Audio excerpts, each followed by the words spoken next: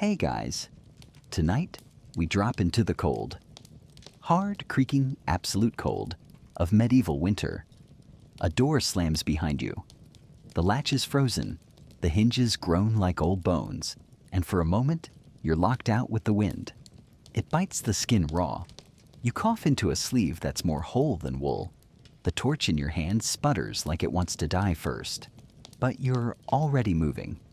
Toward the hut, toward the pig pen, toward the sound of someone coughing behind a closed shutter. The village is quiet, but not peaceful. It's winter, which means death is watching, always nearby, always smug. And you're going to try and cheat him. Again. If this sleepy scroll through the past brought you peace, a like and a sub would mean a lot. You can always unsubscribe if your tastes change. No pressure. And if you're up for it, drop your local time and where you're listening from in the comments. Always nice to see where our medieval survivors are tuning in from. So now, curl up, settle in, and let's wander the frost-bitten alleys of time. The first frost doesn't announce itself. It just shows up. One morning you wake up, and your breath is fogging the air like a ghost. The straw you sleep on feels like it was dipped in ice. And that beautiful pile of manure you'd normally avoid at all costs, it's steaming. Suddenly, it's the warmest place in town. There's no calendar on the wall to warn you. You know it's time by how your joints ache, how the animals begin crowding into corners, how the priest starts talking more about purgatory than usual. Everything stiffens. The laundry, the bread, your spine. And outside, the fields go quiet, covered in white death. No crops, no weeds, no mercy. You're not alone in this frozen stillness. In fact, you're rarely alone at all. The entire household, 3 generations, 1 goat and a chicken with authority issues, sleeps in the same room. Not for comfort, for survival. Every human body is a little furnace, and this is the only season you're not scolding your brother for breathing too close. The first nights are the worst. The cold is still unfamiliar, still a surprise. It sneaks under your clothes, finds your softest spots. It doesn't just chill your skin, it whispers things. Like, what if the grain barrel isn't full enough? Or, how long does it take for frostbite to reach bone? You wrap yourself tighter in the same scratchy wool cloak you've worn since childhood. It's more holes than fabric now, but it smells like smoke and lard, which is something like home. At the hearth there's fire. Sort of. It's embers, really. Glowing coals under a pot of something that was soup last night and is now a mystery. You stir it with a stick because your fingers are too numb to trust. The children whimper in their sleep, not because they're cold. They always are, but because someone dreamed of bread again. That's cruel. Outside, the village shrinks. Not literally, but everyone pulls inward. Doors stay closed. Paths vanish under snow. You stop visiting neighbors unless you smell death or hear weeping, and even then you knock gently. If no one answers, well, maybe they're just sleeping. Maybe they're not. The cold also changes sound. Everything is sharper. You can hear the wind scratch across shutters like claws. The creak of wood becomes a chorus. Beams groan, fences sigh, and that one plank near the hearth, it always pops just as you're falling asleep. Makes you think someone's standing there, watching, waiting. But you learn not to panic. This is winter. This is how it's always been. Now and then there's a surprise. A fox tracks through the snow, its prints like tiny miracles. Someone's baby laughs, oblivious to the chill. The old woman in the hut near the pond claims she saw St. Bridget in the frost on her window. She also says St. Bridget was frowning and smoking a pipe, but she says odd things in every season. You hear your name one night, whispered from the barn. Turns out it's just your cousin. He was out checking the thatch for leaks and fell through. His leg's broken, and he's furious. You tell him it's lucky. He can't work the fields now, which is great, because the fields are under 3 feet of snow and cursed anyway. The cold teaches you to laugh at pain, not because you're brave, because it's either that or cry, and tears freeze fast. Historically, frostbite wasn't named yet, but it had 1,000 nicknames. The white finger, the widow's grasp, St. Martin's nip. People knew what happened if you ignored it. Skin turned waxy, then black, then gone. A woman in the next hamlet lost 3 toes fetching water. They buried them separately, just in case. There's also the matter of sleep. In winter, it's a gamble. You go to bed warm, you wake up, or you don't. Some call it the silent passing. Others just shake their heads and mutter, "She got taken in the still," as if the cold itself crept in and made a deal. Historians still argue whether these so-called cold deaths were hypothermia, carbon monoxide from sealed fires, or just good old-fashioned starvation wrapped in frost. But in the village, you don't need a scholar. You just need to know how to layer. And layering is an art. Wool under linen, under fur, under desperation. You wear every piece you own, and some that aren't yours. One lad was caught stealing a smock from the church statue of St. Peter. He claimed Peter looked warm and probably wouldn't miss it. The priest disagreed, loudly. Evenings are long. Darkness stretches for what feels like days. You pass time with carving, darning, storytelling. A lot of stories are about ghosts, not because they scare you, but because they seem like reasonable company. One spirit is said to haunt the pig trough, muttering riddles and smelling like garlic. Nobody's tried to exorcise him. He's fun at feasts. You measure time by the firewood pile. When it's gone, you're done. That's the real clock. Some sneak into the woods for more, despite the Lord's strict laws. If you're caught, it's lashes. Or worse, public penance. One man had to parade through town wearing nothing but bark and shame. He claimed it was still warmer than his hut. Yet through it all, the shivering, the hoarding, the praying, there's defiance. You spit in death's eye by waking up. You cheat him by laughing. You don't need swords or spells. Just grit. Just a cracked bowl of something hot, a shared blanket, and the will to see another thaw. And tomorrow. Tomorrow the frost might be thicker, but so will your skin. The wind howls through the thatch again tonight. Not outside, but through the actual roof. You try stuffing the gap with old straw, bits of cloth, and something that used to be part of your aunt's bodice. It doesn't help. The wind has opinions, and none of them are charitable. It's layering season, again. Not just for clothes, for lies. Because when someone asks, "Are you warm enough?" the answer is always yes. Always. Even if your fingers are blue and your toes feel like they're whispering goodbye. You start with linen if you're lucky. It's never new. Usually it belonged to a cousin, or a cousin's cousin, or a stranger who died face down in a nearby ditch 5 years ago. Then come the woolen layers, patched, fraying, often smelling of sheep, vinegar, or inherited trauma. Stitching is done with whatever threads available, sometimes gut, sometimes hair, sometimes just hope and prayer. Then come the odd bits no one talks about.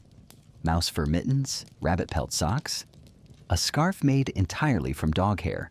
The dog is fine, just confused. And in truly desperate moments, the cloak of shame, a stitched together quilt of stolen rags, curtain scraps, and one very unfortunate funerary veil. It works, though.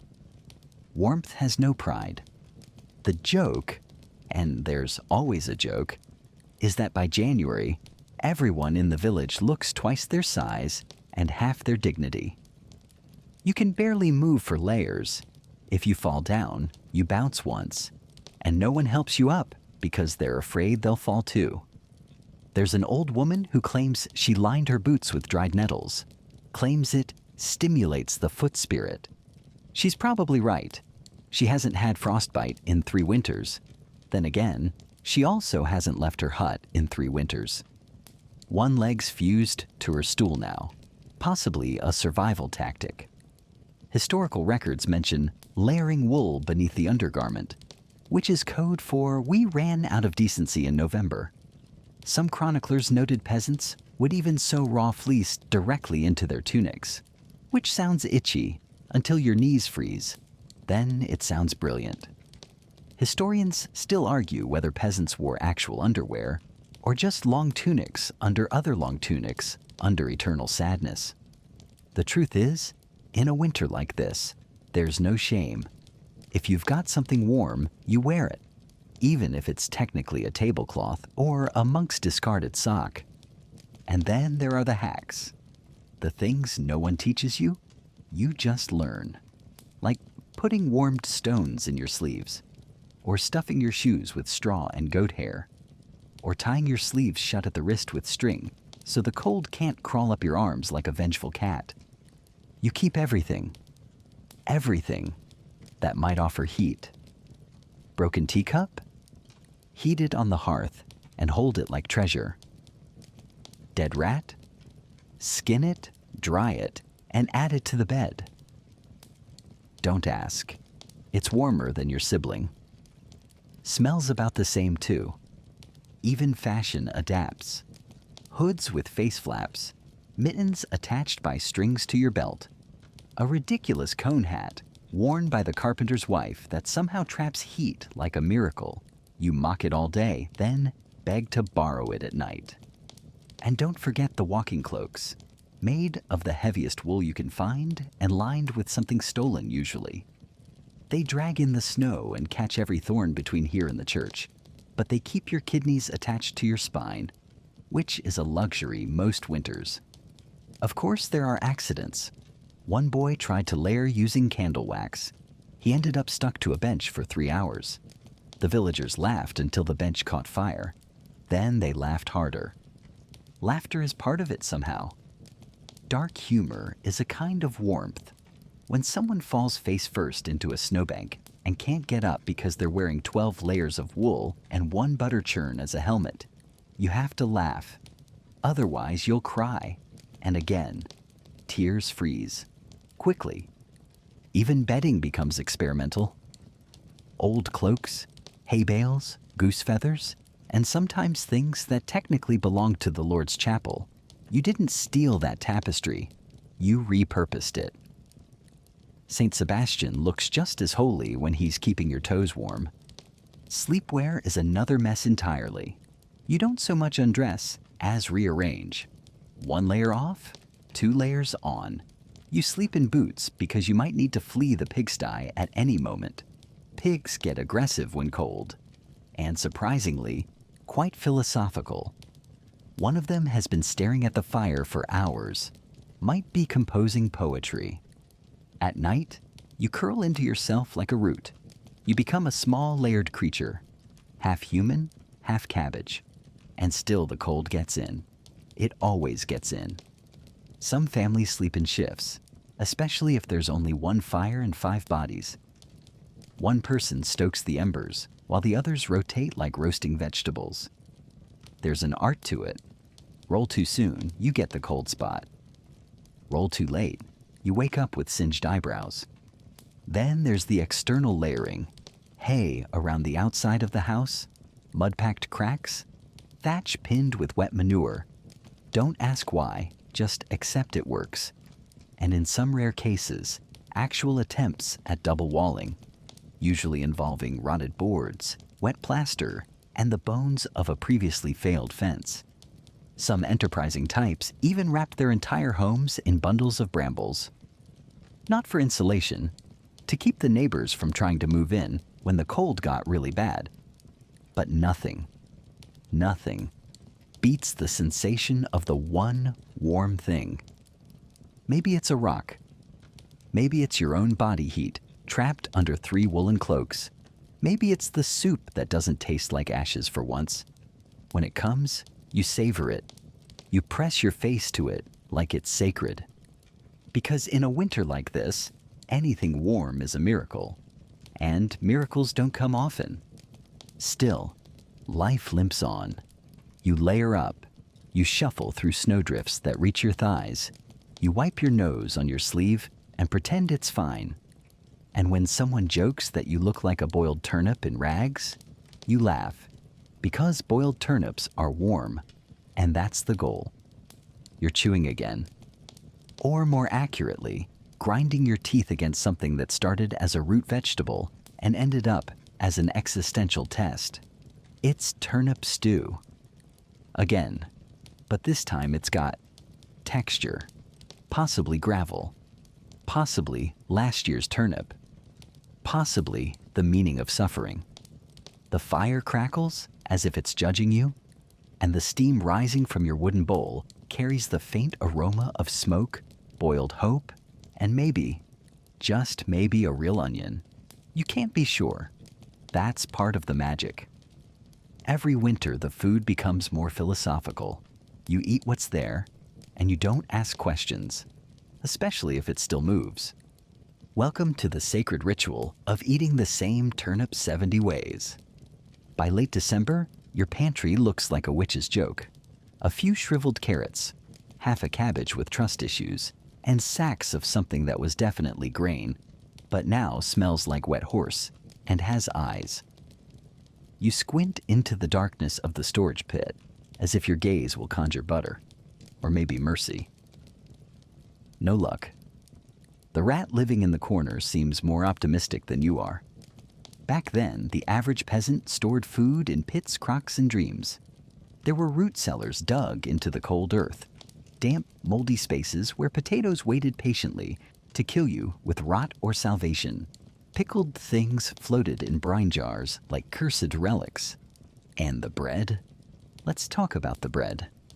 They called it black bread, and it was less bread and more sponge soaked in sadness.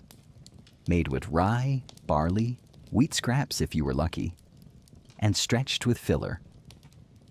Lots of filler. Sometimes bran, sometimes sawdust, sometimes ground up weeds, and sometimes ergot, a fungus that grows on rye.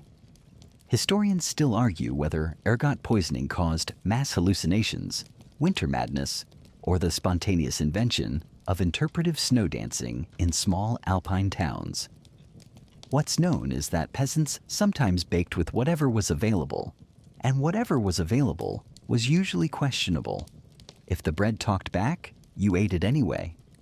So meals weren't just about hunger, they were about imagination. One turnip? Fine. Boiled turnip. Add a leek. Now it's soup. Mash it with lard. Stew. Slice it thin and fry it on a hot rock. Congratulations, it's peasant carpaccio. Burn it slightly. Now it's smoked. Sprinkle some ashes. Winter spice. You see the pattern. There was even a game, not an official one, but everyone played it, called What's in This? And the rules were simple. 1, you eat what's given. 2, you guess what it is. 3, you pray it wasn't the cat. No one admits to the cat stories, but everyone has one. In one notorious winter, the miller's family supposedly ate leather boots boiled with marrow bones. They claimed it was a stew. The rest of the village pretended to believe them. No one made eye contact with the youngest daughter until spring. You'd think with so many animals around, you'd have meat. But no. Cows were sacred, pigs were investments, and chickens were egg machines. Eating them meant you'd given up, or that you had a funeral to hide. One man roasted a goose during Lent and claimed it was possessed, said the devil told him to do it. The priest forgave him. The village did not. Then there's the porridge, a daily presence. Oats if you had them. Barley if you didn't. You stir and stir and stir until it stops moving. Then you eat it cold. And if you're really lucky, someone remembered the salt. Salt was currency.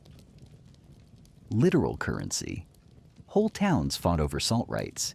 You'd trade your best cloak for a pinch if you still had a best cloak, Most didn't by midwinter.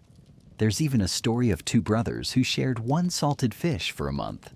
They hung it from the rafters and took turns licking it. Romance. Food superstition was rampant too. Stir counterclockwise? That's how you summon famine. Spill flour? Bad luck for your goats. Break a ladle? Someone's going to get pregnant, and no one wants that in February. And yet, somehow, there's joy. Maybe not joy, but something close.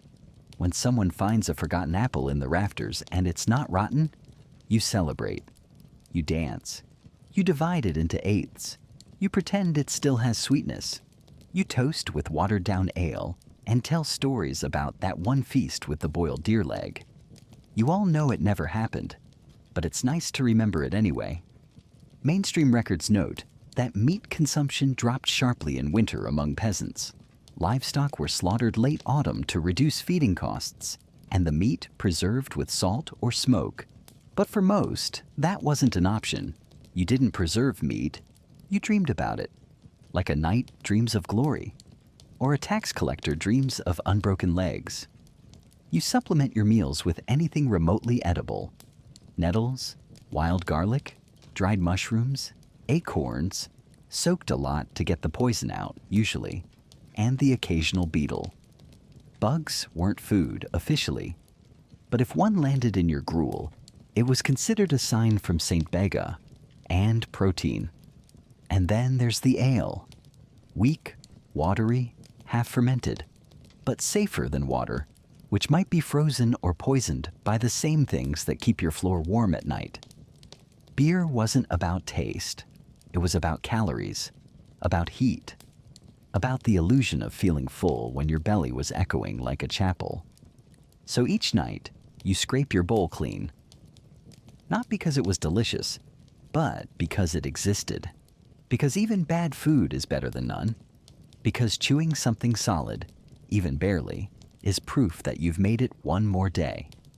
And when the stew grows thin, and the bread turns green, and the dreams are filled with roasted meat that never existed, you laugh, or you curse, or you tell a joke about the guy who tried to ferment turnips and went blind for 3 days.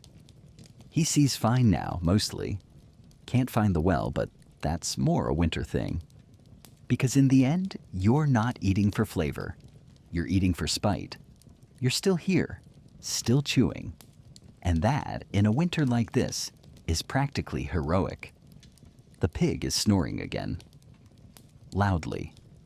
From under your bed, which is impressive considering your bed is a sack of straw laid directly on the frozen dirt floor, and your mattress is mostly the family's backup compost heap.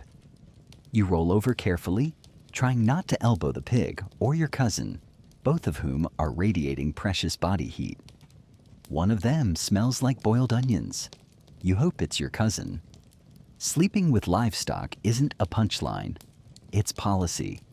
It's how medieval peasants outwitted frostbite and found a use for that one goose who never lays eggs, but always looks smug. The fire may go out overnight.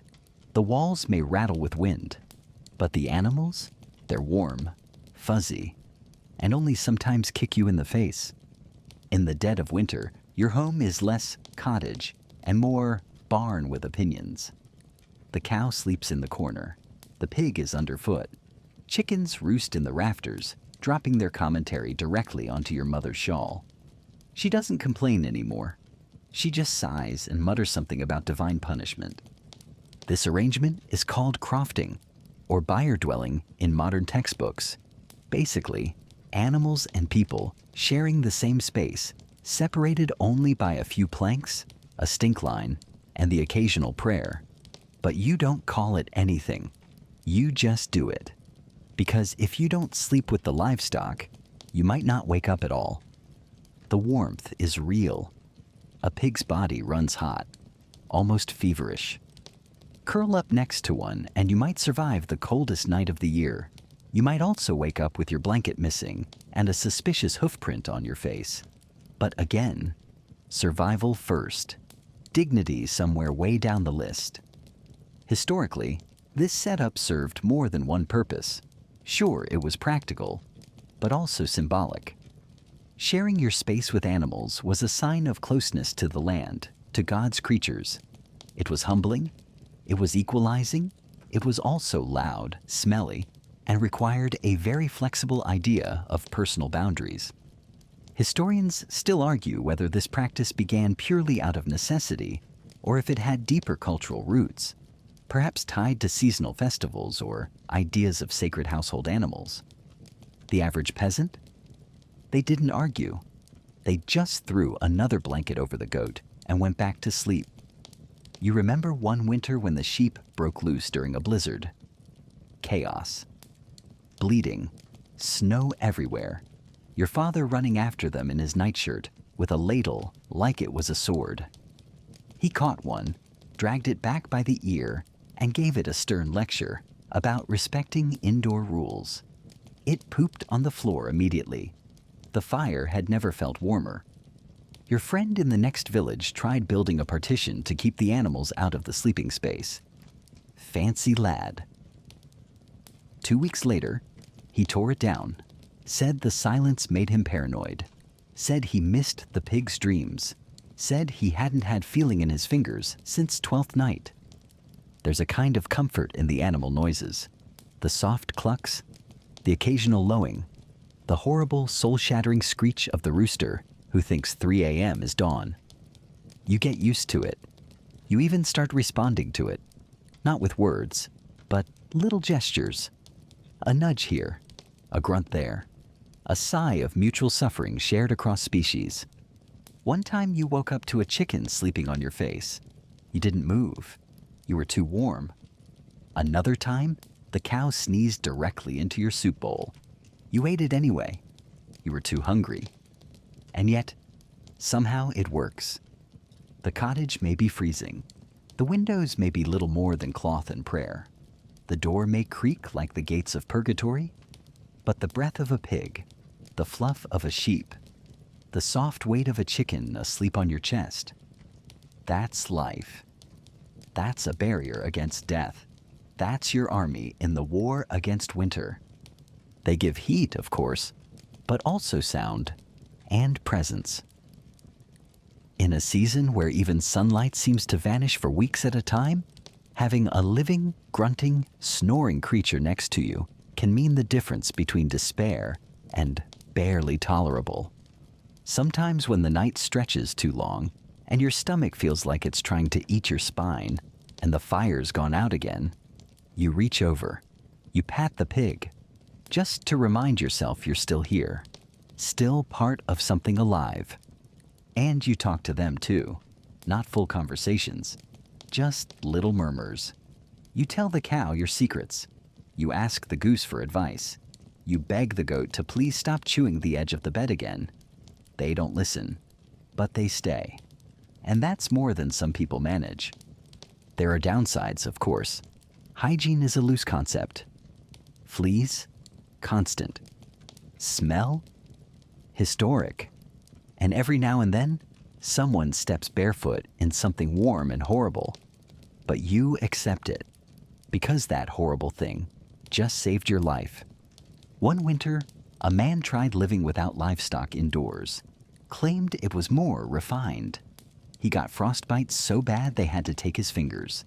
Spent the rest of his life yelling at ducks and wearing gloves made of moss. No one envied him.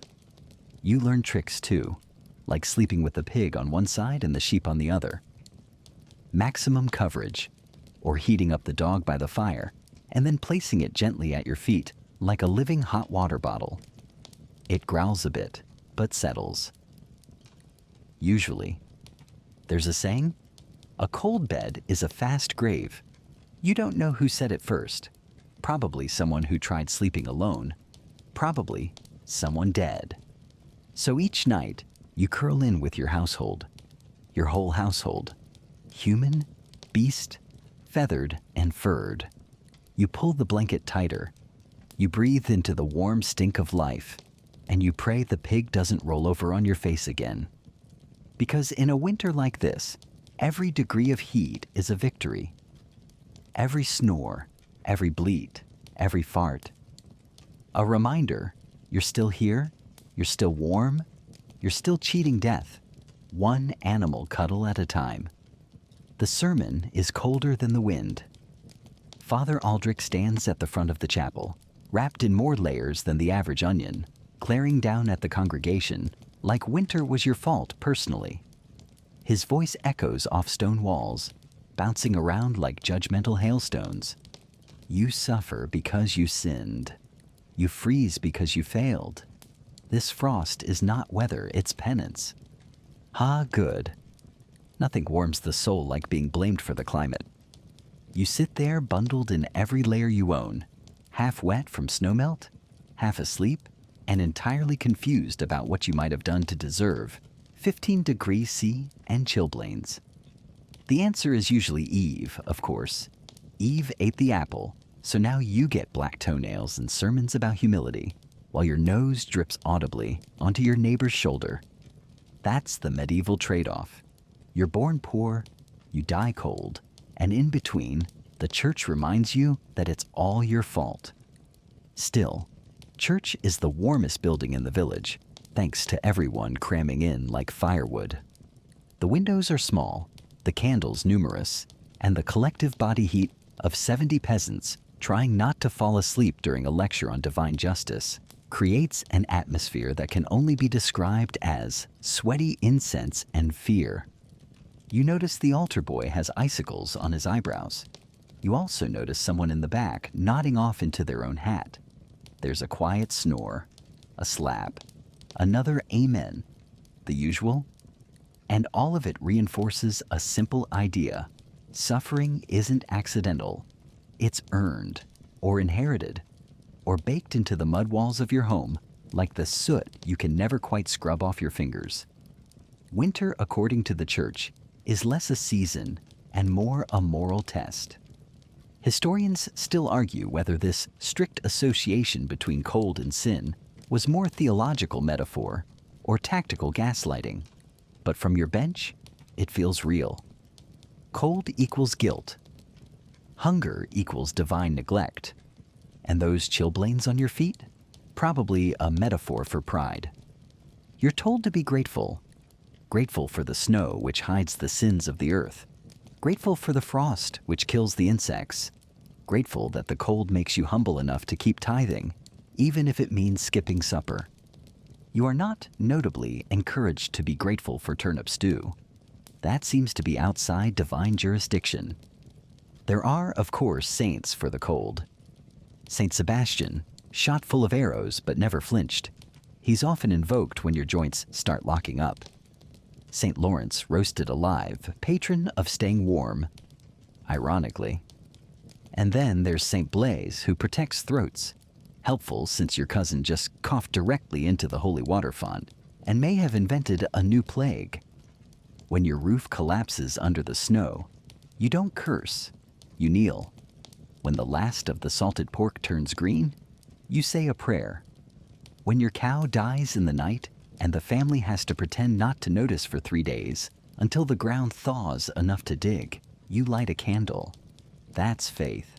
Or maybe it's just what's left when anger freezes over. Back at home, theology leaks into everything. A particularly cold wind becomes the devil's whistle. A misfired bread loaf is blamed on a sinful hand. One night, your grandmother throws a slipper at a spider and declares it a test from heaven. The spider wins. She's still proud. Even children absorb it. They recite prayers for warmth. They draw saints into the frost on the windows with shaky fingers. They chant, St. Thomas bring us bread, St. Martin light the fire like spells. Half nursery rhyme, half desperate plea. But sometimes, faith gives you a way to laugh. You build tiny snow saints outside and pretend they perform miracles, usually involving stolen chicken eggs or finding where the dog hid your shoes. The snow saints never complain. Unlike the real ones, there's a kind of dark humor baked into the rituals, the candle that won't stay lit. A sign of your cold heart, the chicken that lays frozen eggs, clearly fasting in solidarity. The man who sneezed during Mass and lost his nose to frostbite should have confessed sooner. Still, the church bell rings every morning, every evening, cold or not, and you go, you sit, you pray.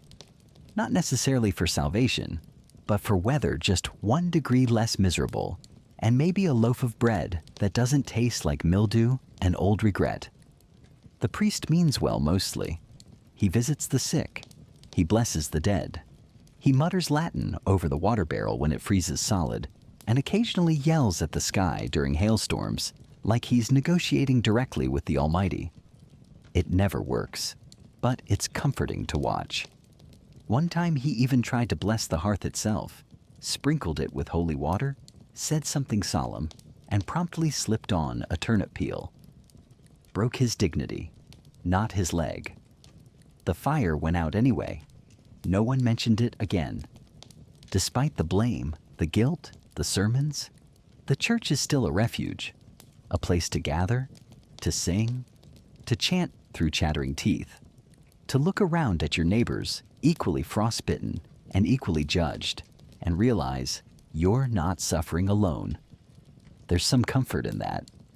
Misery loves company, sure, but it needs community, needs shared stories, shared silence, shared shrugs when the frost climbs in again through the window frame and settles into your bones like an unwelcome relative. You walk home from evening prayers with your breath fogging the air in thick puffs. Your boots crunch on snow. Your fingers are numb. And yet, you hum a hymn under your breath, not because you believe every word, but because it helps you forget your toes hurt. Maybe faith is warmth, or at least a decent placebo. You reach home. Your cousin is trying to start the fire with a single damp twig and something that might be an old blessing written on parchment. It doesn't catch. He swears.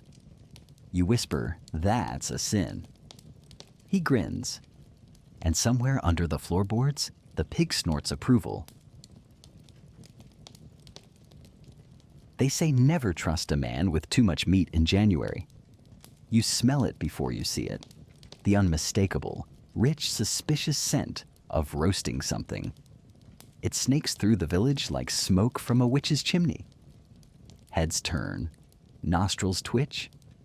A few peasants pause mid-complaint, noses up like bloodhounds. You follow the scent past frozen fields and slumped fences toward the hovel of old Garant, a man who's usually too skinny to cast a shadow. But today his chimney puffs merrily, and there's laughter leaking from the walls like steam. Inside, the feast has begun. And that's the first red flag. Winter feasts in medieval villages were a complicated affair. On the surface, they were celebrations. Christmas, Epiphany, the feast of Saint knows what. An excuse to eat, drink, and convince yourself that spring wasn't a lie. But underneath, always tension. Because meat doesn't just appear in winter, not unless something or someone died. You remember last year's miracle hog. One morning, it was alive. That night, it was stew. And no one asked too many questions about why the butcher was crying. Tonight, Garant is handing out meat like it's not January, and famine hasn't been haunting the village like a very punctual ghost. He says it was a deer, hit by a falling branch, in his yard, in the middle of a blizzard, with no witnesses. Sounds legit. You sit on a low stool with a hunk of meat in your hand, trying not to think about how chewy it is, or how stringy, or how it's the exact size and shape of something that might have once worn a collar. But you eat it. Of course you do. Everyone does, because meat is warmth. Meat is hope. Meat is the one thing that fills your belly without question, even if it comes with a side of quiet dread. Historians still argue whether these village feasts were sanctioned community events or polite cover stories for very desperate acts. The line between slaughtered for the good of the household and mysteriously disappeared during a snowstorm is razor thin. especially when the stew tastes unusually sweet. You watch old Garant closely. His smile is wide, too wide. His eyes dart around like someone counting how many villagers have second helpings. Someone near you whispers that Garant's dog hasn't been seen in days. Someone else swears they saw him dragging a wheelbarrow toward the woods with a suspiciously lumpy tarp. You sip ale to silence the thoughts. Weak, flat ale. But it's liquid, and it's warmish, and no one has to chew it. There's music, too. Of a sort. A boy plays a one-string fiddle that's seen better decades. A woman taps spoons against a bowl. The rhythm is terrible. The mood is strange, like everyone is trying to dance away a shared suspicion. Still, you smile, you eat, you joke, because in a winter like this, feasting is rebellion. It says, we're still here. We still have teeth. We still can laugh, even if we might be chewing regrets. There's an old rule in the village. Never ask where the meat came from, and never ask why the tanner's son is wearing a new hat in the shape of a lamb. After the feast, people stagger home, bellies full, spirits high, morality quietly buried under the snow. The next morning, Garant's hut is silent. The door is open, the fire is out, and Garant is gone. No one says anything, not aloud, but everyone feels it, that quiet shift in the air, like death stopped by, had a nibble, and moved on. You sit by your hearth that night, poking a turnip with a stick, trying not to miss the taste of roast mystery. It was probably fine. It was probably venison. Probably. There's a knock on the door. It's your neighbor. She's holding a bowl. Leftovers, she says. She looks tired. Her eyes are red. She doesn't explain why the bowl is chipped. You take it anyway. You both eat in silence. In another hut, someone sings. Not a hymn, a work song, slow and sad, about the river freezing and the geese flying away. It's the kind of song that keeps your hands busy and your heart distracted. Then, as if summoned, the pigs start squealing in the distance, loud, panicked, then quiet again. A lull, a second act. You don't move. Mainstream historical texts record that in particularly harsh winters, communities developed an unspoken code of survival, one that emphasized communal sharing, but didn't ask too many questions. The records never go into detail. Probably for the best. You look down at your bowl. Empty now. Your stomach is full, and yet the chill creeps in anyway. Through the shutters, through the walls, through the cracks in your ribs that hunger widened. Outside, snow falls again, clean, soft, deceptive. Inside, someone laughs, just once, then coughs, then goes quiet. You add another stick to the fire and whisper thanks, not to God, not to saints, but to whatever force lets you keep eating, keep waking, keep surviving. And tomorrow? Tomorrow there might be another feast. You try not to hope. You wake up to the sound of something dripping. Not rain. That would be a luxury. No, this is the slow, mocking plink, plink, plink of thawed slush leaking from your roof beams into the middle of the house, right onto your only halfway dry shirt. The floor is more mud than earth now. Every step squelches. Your boots, if you can still call them boots, are soaked through, and your toes have developed the kind of permanent damp that makes you question if they're still attached. You wriggle them once just to be sure. No movement. Could be sleep, could be frostbite, could be both. You shuffle across the floor, avoiding the worst puddles. A chicken watches you from the firewood pile like it's judging your choices. You throw it a look. It pecks your boot. Fair. Welcome to your winter floor. Part barnyard, part sponge, part psychological experiment. No one talks much about the ground in medieval peasant homes.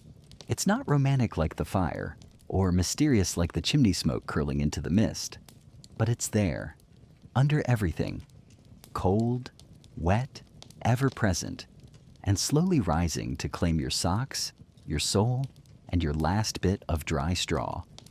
Most peasant huts didn't have flooring in the way you'd think. No tiles, no boards, no rugs.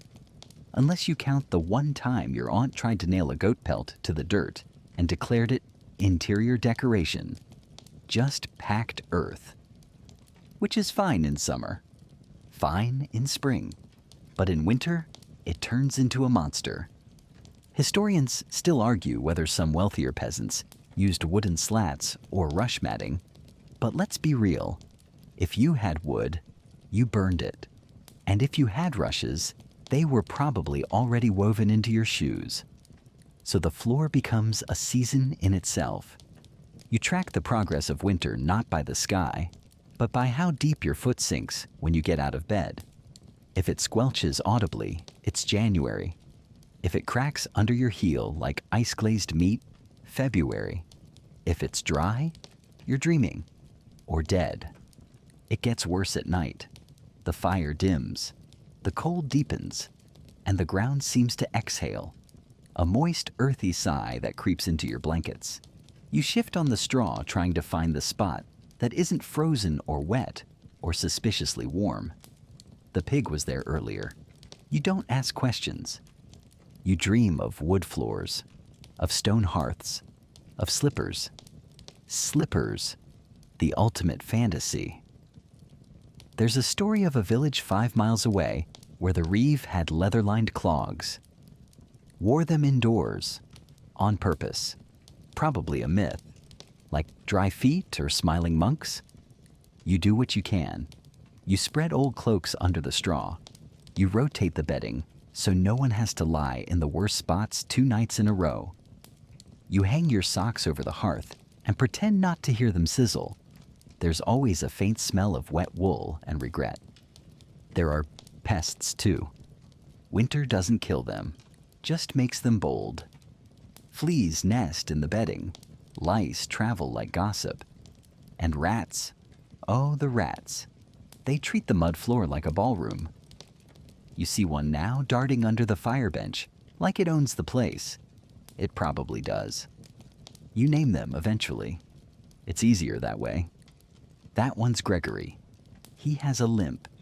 You're not even mad at him anymore. You share the same damp floor after all. Who are you to judge? Occasionally someone tries to raise the floor. Not metaphorically, literally. A layer of ash here, a pile of rushes there. One particularly inspired villager tried laying stones in a grid pattern. The result? 3 twisted ankles and a goat that refused to enter the house for a week. Still, points for effort. Another woman claimed you could keep the floor dry by scattering dried mint and prayer leaves. The floor remained wet. The house smelled interesting. She insisted it kept the spirits out. We think she meant the cold. Despite the conditions, life continues. Children crawl through puddles, emerging with mud-caked faces and frozen giggles. Your father sharpens tools at the bench while balancing on 2 firewood stumps, like a circus performer avoiding the swamp. Your grandmother refuses to move at all, claiming the spirits in the mud will grab her ankles. She might be right. You try not to drop things. A spoon in the floor puddle? Gone. A sock? Instantly becomes part of the landscape. Your dignity? Lost that weeks ago. Still, there are tricks. You learn to step light, to use the frozen patches as bridges, to angle your sleeping straw toward the hearth so the wetness runs downhill. Downhill into your cousin's bed. But he still owes you 2 eggs, so it feels fair. And on the rare days the sun shows up, pale, weak, exhausted, you rush to open the door, just to let it touch the floor. Just to remind yourself that the world is not all muck and mold, that somewhere out there, grass still exists, that shoes once dried, that gods once smiled. But the sun doesn't stay long. It flickers like a candle in a draft and disappears behind a slate sky. And the wind starts up again, sharp and insistent, like it's knocking just to remind you, hey, you still live in a mud box. So you patch another hole with a scrap of linen. You shift your straw. You smile at Gregory as he scurries past. You warm your hands over the fire, careful not to stand still too long, lest your feet become part of the floor forever. Because this is home.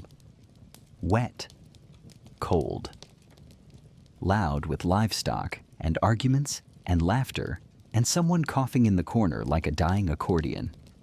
But home nonetheless. And in the end, the floor doesn't care if you're saint or sinner, old or young, lucky or not. It rises just the same, creeps in, holds you, reminds you that you belong to the earth, and in winter, the earth gets impatient. So you keep moving, keep laughing, keep dancing over the mud like it's a game, because if you stop, the floor wins. And no one wants to be outwitted by dirt. You don't dream of cake anymore. You dream of bread. Not fresh, golden bread with crackly crusts and soft white insides. No, you dream of hard, flat, suspiciously gray bread that doesn't try to kill you. Because the black bread, the bread you actually have, is always flirting with death. There's a loaf on the table right now, if you can call it that. More like a rectangle of regret. Dense as brick, smells faintly of vinegar, smoke, and something that might have once been edible. You slice into it with a dagger. Not a knife, a dagger. Because bread knives haven't been invented yet. And honestly, you need a weapon for this sort of encounter. It flakes, crumbles, possibly hisses. A good sign if you're trying to ward off intruders. Less good if you're trying to chew it with teeth you plan to keep. This is rye bread. The poor man's miracle, the peasant's punishment. It fills your belly. Sometimes, if you soak it in beer and squint, and it comes with a bonus, hallucinations. Ergot, to be precise, a charming little fungus that loves to grow on rye in damp conditions, like, say, every medieval winter ever. You don't see it, but you feel it. In the twitch behind your eye, in the way your dreams start, including colors you've never seen, in the sudden certainty that St. Barbara is hiding under your table asking for cheese.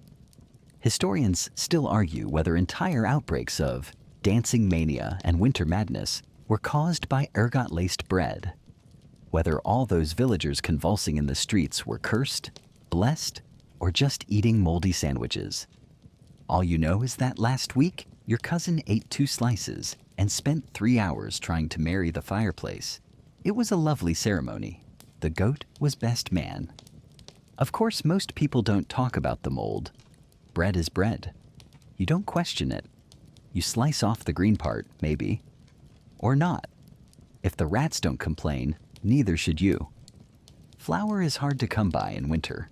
You stretch it with whatever's available.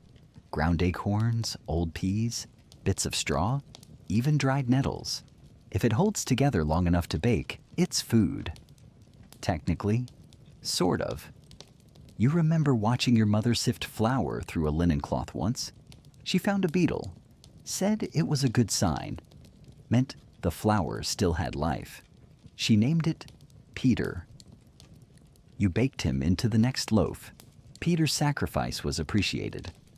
You chew slowly, carefully. Not just because the crust is liable to crack a molar, but because eating bread is serious business. It's the foundation of your diet, the center of every meal, the bland gray sun around which your cold little food universe orbits. You dunk it in broth. What broth there is. You soak it in beer. You mix it with mashed roots and call it pudding. You fry it with goose fat, if you're feeling dangerously decadent, and pretend it's meat. There's even a folk remedy for fevers that involves placing a slice of warm bread on the forehead. Doesn't cure anything, but at least it gives the patient something to look forward to, or chew on later if they recover. And when the bread goes bad, Really bad, you still don't throw it away.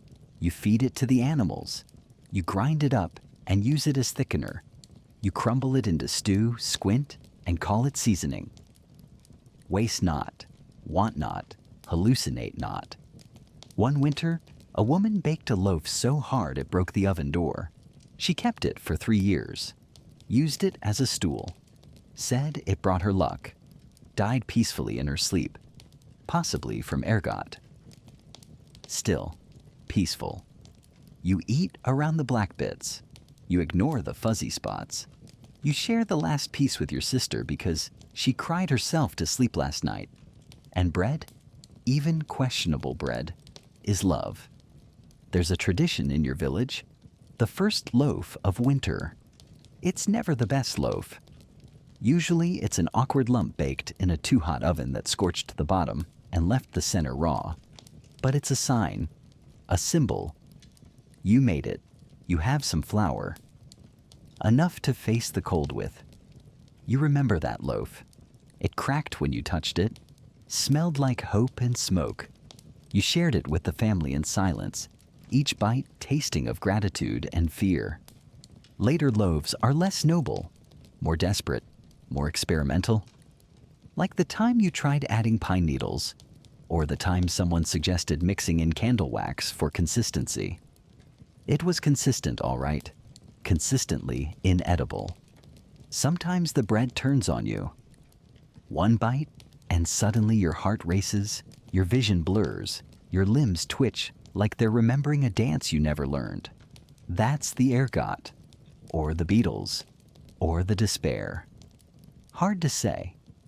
You lie down. Let the bread pass. Hope you didn't anger Saint Honoré, patron saint of bakers. He's got a sense of humor.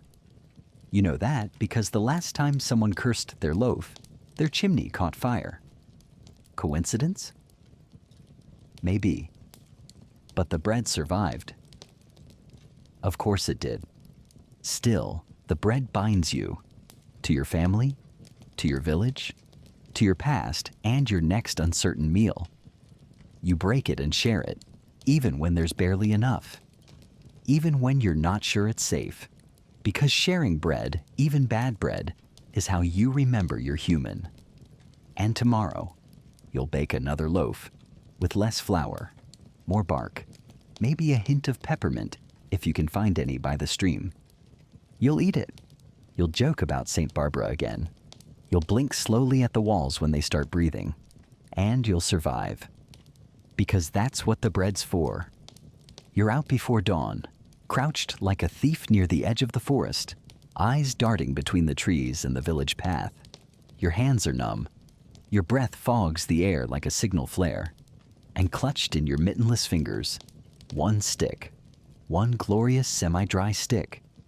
It crackles like betrayal when you snap it over your knee. Stealing firewood from the Lord's forest is punishable by a fine, a lashing, or, if the bailiff's in a particularly poetic mood, a week in the stocks with your feet painted honey yellow for the goats to nibble. But you do it anyway, because the hearth is dying, because the children are coughing, because the pig is snoring less and shivering more, and because frozen to death is still worse than publicly licked by goats. Technically, all forest wood belongs to the local noble. The big trees, the little twigs, the windfall branches, even the leaves if they're feeling possessive. You've been told the trees themselves are loyal to the manor. That snapping a branch without permission is like slapping a knight. You're not convinced. You just know the forest has sticks, and your cottage doesn't. Your cousin watches the path while you stuff what you can into a sack made from an old tunic sleeve. 3 branches, a handful of twigs, one piece of bark shaped like St. Cuthbert if you squint. That one might bring luck. Historians still argue whether these strict forest laws were about preserving resources or just punishing poverty. Some say the lords needed firewood for their feasts. Others say it was about control. Either way, you freeze, and the manor keeps its logs in neat piles behind the kitchen, untouched and smug. Back at home, you sneak the wood into the hut like contraband. Your mother gives you a look, half grateful, half worried. She doesn't want to know where you got it. The rule is, if it's not covered in blood or noble sigils, it's probably fine. The hearth is nothing special, just a stone circle in the middle of the floor, blackened with old smoke and regret. The fire's nearly out. Embers sulk in the ash like children waiting for dinner. You blow gently. Add the smallest twigs first. Whisper a prayer, not to a saint, to the wood itself. It catches. Just barely. Just long enough to feel it. The warmth. Thin, fragile, but real. You hold your hands over it like it's gold. Maybe it is. You'd trade a whole sack of grain for 10 more minutes of this heat. The children huddle close. The pig edges nearer. Your cousin puts his foot on the firestone and sighs like he's been reborn. You all sit there, staring at the flames like they might tell a better story than your lives. And then, knock knock, the bailiff. You freeze. The fire pops, the pig farts, no one breathes. He doesn't come in, just shouts. Wants to know who's been in the woods. Says he saw footprints. Says he heard suspicious rustling. Says the Lord is very displeased. You say nothing. Your cousin mutters something about saints and squirrels. The bailiff leaves. Eventually, you wait 5 full minutes before exhaling. Then someone starts laughing. Quietly, madly, winter style. Because it worked. You're warm. You're not in the stocks. And your house smells like burned bark and victory. There's a system, of course. Everyone in the village knows when and where to sneak wood. You don't go too close to the manor. You don't break branches off living trees. They make noise. You don't go out right after snow. Your footprints will rat you out. And if someone does get caught, you bring them soup. Or at least pretend you didn't see anything. The bailiff isn't evil, by the way. Just cold. Just tired. Just doing his job with half a stick of authority and a full belly of moral compromise. Last year, he confiscated half the village's kindling. That same night, his chimney caught fire. The irony was enough to warm us all. Still, the risk is real. One woman got caught 3 winters ago, tried to claim she was just hugging a tree for warmth. The bailiff didn't laugh. She spent 3 days tied to a post in the village square, reciting psalms and twitching every time someone mentioned fire. Afterward, she never went near the forest again, but she also never stopped twitching. There's a sort of black market wood economy now. Some families trade favors for logs. Others barter old clothes. One particularly creative boy built a sled just for smuggling twigs, called it St. Ignatius. It broke immediately, but the name stuck. You try to ration the fire, of course. Burn slow, burn smart, but it's hard.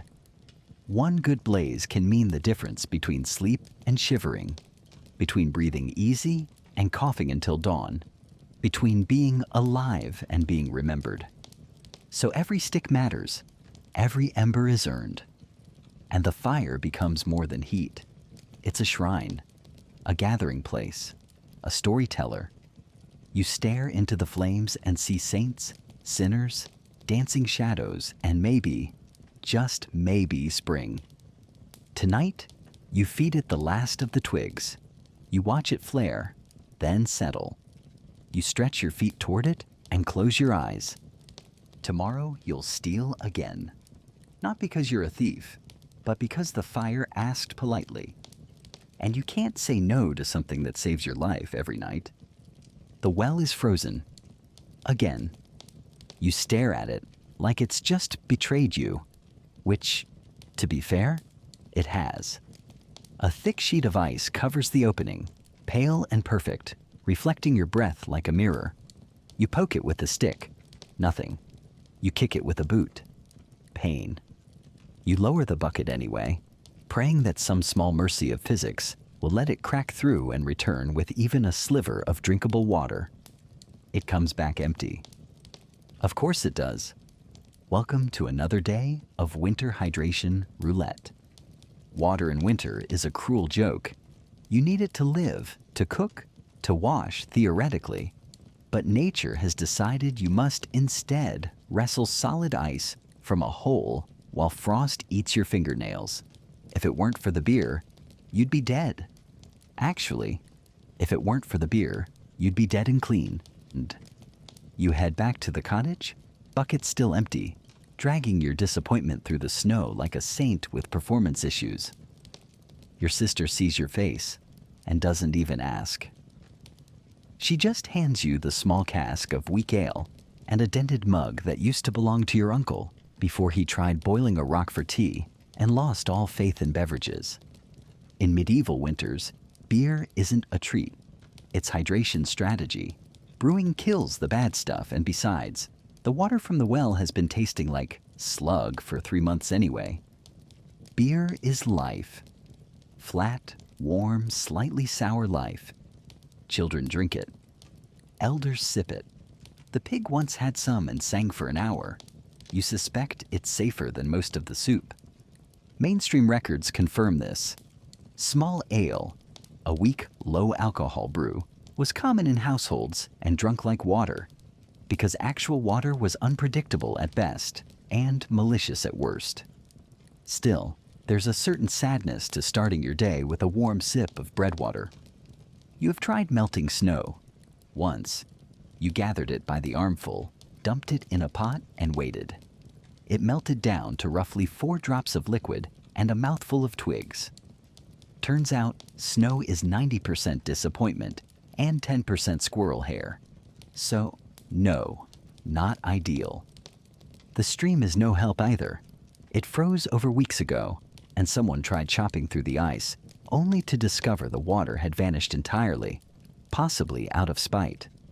The bucket they left behind is now fused to the ground and being worshipped by a group of concerned chickens. Sometimes you daydream about hot baths, not full ones. You're not greedy, just warm, clean, non-lethal. Maybe in a wooden tub with soap made from something that didn't involve goat fat and tears. But that's fantasy. Right now, you'd settle for a wet rag and no frostbite. Historians still argue whether peasants in deep winter truly abandoned washing altogether or simply redefined it to mean stand near steam and hope for the best. You suspect the latter. No one in your house has seen their toes in weeks, and your cousin thinks he might have grown an entirely new finger under the dirt on his hand. Occasionally, you pour beer into a bowl to wash your face. It stings a little, smells terrible, and makes you weirdly sleepy. You're not sure if it's working or just tricking your skin into surrender. Either way, it's better than trying to scrub with snow and getting frost nibbles in places no one wants to discuss. But back to the well. It's the heart of the village. Or was. In summer, it's a gossip hub, a place to exchange news, pretend you're fetching water while actually judging your neighbor's hairstyle, and drop the occasional bucket on purpose if it contained a spider. But in winter, it becomes a frozen shrine to frustration. One boy once tried to break the ice with a hammer. He fell in. Didn't drown, just got stuck waist deep, frozen in place for 4 hours until his mother found him. He emerged a legend, and also missing several important layers of skin. Another time, a visiting friar blessed the well during Advent. The ice cracked. Everyone rejoiced. Then the frogs came out. No one spoke of it again. These days, some villagers dig shallow pits near the hearth and use melted snow stored in clay jars. It's dirty, smoky, vaguely pond-like, but it's wet. And that's the only requirement now. There's also rumor of a woman 3 huts over who uses heated stones dropped into her water bucket to melt a path through the ice. It works. Once. Then the bucket cracks. She cried for 2 days. No one blamed her. Still, you find ways. You save water from soup, from steam, from condensation on the walls. Yes, really. A pot left near the fire can collect a few precious drops overnight. You drink it. You don't think about where it came from. And on lucky days, the thaw comes early, just a little, and the well groans, sputters, sighs. Water. Cold as death, but clear as luck. You fill every bucket you have. You guard them like treasure. You threaten your sibling with exile if they spill a drop. Because water is life, and in winter, life is stupidly fragile. So tonight, you sip your ale. You toast the pig. You thank the moldy old mug that somehow hasn't cracked. And you tell yourself that tomorrow, the well might give again. And if not, you'll drink your beer, wash with hope, and maybe lick an icicle if no one's looking. You're under the blankets, all three of them, trying not to move too much because every shift lets in cold like a jealous ghost. The pig is already asleep, snoring softly by your feet. The straw pokes through the cloth and into your back like it's trying to start a conversation. Then a creak. Someone's getting into bed. And by someone, you mean your cousin, her husband, your little brother, and the neighbor's boy whose house collapsed last week.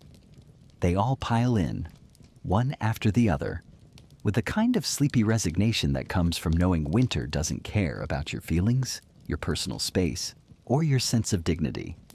And this, dear listener, is what historians never quite explain in textbooks: how medieval peasants stayed warm at night by stacking themselves like salted herring in a barrel.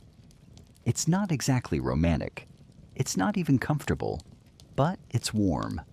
And sometimes, in the dark hours before dawn, that's all that matters. Of course, there are side effects. Someone always snores. Someone always farts. Someone always has cold feet and thinks it's acceptable to slide them down your back like a vengeful icicle. There are elbows, knees, the occasional sneeze directly into your collarbone. But you don't complain, because the alternative is sleeping alone, and that's how you die. You turn to face the wall, trying to remember a time when you had a bed to yourself. Maybe never. Even as a child, you shared with your siblings, cousins, and on one memorable occasion, a terrified goose during a thunderstorm. That goose never recovered. Neither did the bedding. There's a rhythm to winter sleeping, a schedule. You go to bed early, not because you're tired, but because there's nothing else to do, and the firewood's already burned down to an ash pile the size of your regrets. You sleep in shifts. You rotate bodies. You form the sacred sleep circle. Older folks on the outside to trap the warmth. Children in the center like fragile embers. And if you're married, well, there's some wiggle room, literally. Because in the dead of night, when everyone's mostly asleep, and the fire is nothing but a flickering orange memory, you sometimes reach for your partner. Not for conversation, not even always for comfort, but for the one thing winter can't quite kill: warmth. Yes, dear listener, this is where babies come from. Or at least where winter babies come from. Wrapped in furs, pressed between two cousins and a dog, you make do. Quietly, discreetly, possibly without even removing your hat, because love in a medieval peasant hut is nothing if not efficient. Historians still debate how seasonal birth patterns reflect winter intimacy, but anyone who's shared a bed with 6 other people and a goat knows the truth. The cold brings bodies together, and sometimes those bodies bring other bodies 9 months later. There's a joke in your village: if you don't want another child, sleep next to the pig. The pig, you see, respects boundaries. Unlike your spouse who just gave you a look in the dark, you pretend not to notice. You shift the blanket up a bit. It's already happening. Now, this isn't to say winter is all passion and stolen kisses. Most nights, it's just shivering and negotiation. Who gets the middle spot? Who gets the end near the drafty door? Who kicked whom in their sleep and is now lying very still to avoid blame? Some folks try building sleep boxes, wooden frames filled with straw separate from the main pile. They're cozy, they're private, they're also flammable, and one unfortunate lad learned this the hard way when he fell asleep with a candle. The hut survived. His eyebrows did not. Others try to hang blankets from the ceiling beams, making a kind of cocoon. Good in theory, bad in practice, especially when your little brother tries swinging from it and lands directly on your uncle's kidneys. There's always someone who sleeps in the loft. Brave soul. Loft sleepers get the warmest air and the most guaranteed mouse encounters. You once woke up to a rat gently combing your hair with its teeth. You screamed. It ran. You both regret it. Still, winter sleeping isn't all discomfort. There are good nights. Nights when the fire holds out, when the wind quiets, when no one has a fever or a nightmare. Nights when the room hums with soft breathing and the blankets feel like armor and the cold stays on the other side of the wall. On those nights, you feel something close to peace. You dream of spring, of grass underfoot, of sun on your face, of sleeping alone maybe, but missing the warmth of a dozen tangled limbs. You'll deny it in daylight, of course, but winter has its own kind of closeness. And in the morning, you all wake together, bleary-eyed, tangled, breathing smoke and wool. Someone coughs, someone stretches, someone groans about a mysterious bite on their ankle. The dog looks innocent, suspiciously so. You rise slowly, limbs stiff from sharing space with every relative you've ever had. The fire's out again. You poke the ashes, not expecting much, but then someone passes you a mug of warm ale, and someone else pulls the shutters open just enough to see a sliver of sky. Another night survived, another bed shared, another whispered story written in sweat and straw and snoring. You smile, you pull your cloak on, and you start the day again, knowing tonight the pig's back on your side. And honestly, you're okay with that. The midwife arrives before dawn, wrapped in a cloak that once belonged to her mother, and a scowl that probably predates written language. She doesn't knock. She doesn't need to. Everyone knew she was coming. They heard the screams 3 hours ago, and they've been politely pretending not to. You give her space. Midwives are like small gods in the winter, feared, respected, occasionally screamed at. She mutters to herself as she unpacks her bundle. Cloth rags, iron scissors, a cracked flask of something that smells like burned herbs and terror. The smell clears your sinuses instantly. Also, possibly, your conscience. Welcome to winter childbirth. Part miracle, part gamble, part very loud prayer. The mother-to-be lies on a straw mat, sweating bullets despite the freezing air. Her breath mists. Her eyes dart. Her hands grip whatever's nearby. In this case, your sleeve. You don't complain. You let her pull. Someone tries to add more wood to the fire, but there's not much left. The pig shuffles closer, sensing heat and maybe drama. A child is shooed out of the room, then pulled back in, then sent out again. Nobody really knows what the rules are, only that there's a baby coming, and everyone is extremely aware of the stakes. Babies born in winter are delicate, not in personality, in survival odds. You don't name a child too quickly this time of year, not before Candlemas, not before you see if it breathes past the second night. You call it Little One, or Angel, or if you're feeling optimistic, the loudest thing in the house. Names are heavy. Names mean hope, and in January, hope is expensive. Historians still argue whether peasants avoided naming winter-born infants out of superstition or simple statistical realism. Probably both. In your village, 2 babies didn't survive last year. One never opened its eyes. The other opened them for a week and then closed them like a door that didn't fit the frame. But today you believe. The midwife works fast, efficient, brutal if we're being honest. She barks orders, throws things, swears once, not at the mother, but at the fire, which refuses to stay lit. Someone suggests heating the birthing blanket in the hearth. The midwife hurls a spoon in response. No one's sure why. It's best not to ask. You fetch water, warm water somehow, and hand her the ladle. She nods once, which, from her, is equivalent to sainthood. The mother groans, bites down on a cloth. The sound she makes is somewhere between a growl and a hymn. The baby, apparently, has decided to take its time. A stubborn one. Of course, it would be. Childbirth in winter is less about medicine and more about grit. No doctors, no herbs, unless the wise woman down the lane hasn't burned them all for warmth. No surgical instruments, just hands, cloth, and willpower.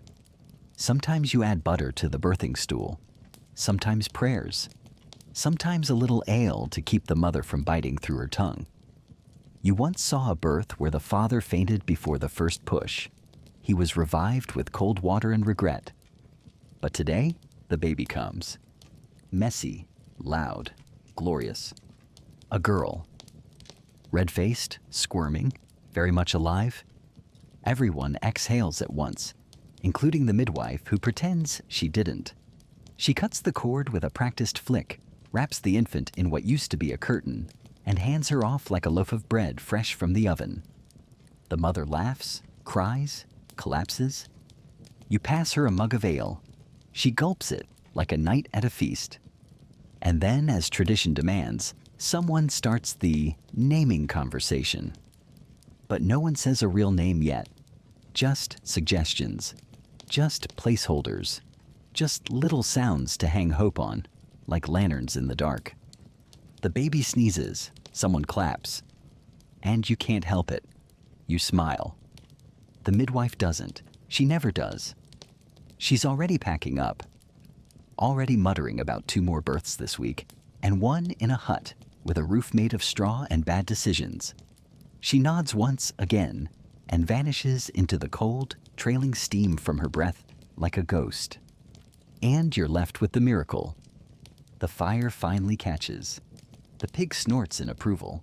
The baby gurgles like she knows something you don't. You warm some broth. Pass it around. Everyone is smiling now. Even the aunt who hasn't smiled since her boots froze to the floor last December. You wrap the baby tighter. Hold her close. Because winter takes so much, so fast, so often. But sometimes it gives.